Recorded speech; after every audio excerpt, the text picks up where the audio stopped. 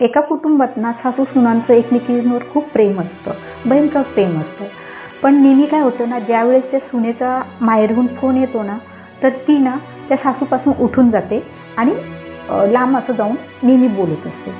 तर हळूहळू त्या सासूच्या लक्षात येतं, तर तिला राग येतो, पण ती त्या सुनेला दाखवत नाही. आणि सून पण खूप प्रेम करते तिच्यावर, पण एक प्रायव्हसी असते तिचीवाली.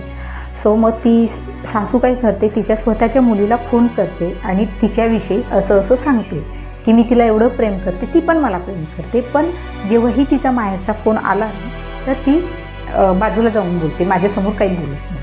त्यावेळेस ती मुलगी तिला बोलते, आई तू तिला कितीही प्रेम कर, पण जितकं मला प्रेम करशील तितकं तिला प्रेम करणार का? आई बोलते हो मी करेल. हो करते. तर मुलगी बोलते की नाही आई, कधी सासू आई बनू शकत नाही आणि कधी सून मुलगी बनू शकत नाही. कारण की प्रत्येक काही वस्तू घेतली होती तर पहिले प्राधान्य तिला देणार का मला देणार? तिथं ती सासू गप्प बसते आणि तिला जरा का असेना, चूक नाही बोलता येणार पण गोडगोड असत ती चूक तिला कळते थोडंसं की हां तिला पण तिची प्रायव्हसी पाहिजे असते आणि ती कळून घेते. आणि तिथं जो राग येण्याचा विषय असतो ना, समजदार असते, तिथं स्टॉप करते आणि जसं त्यांचं जमतं तसं जमतं.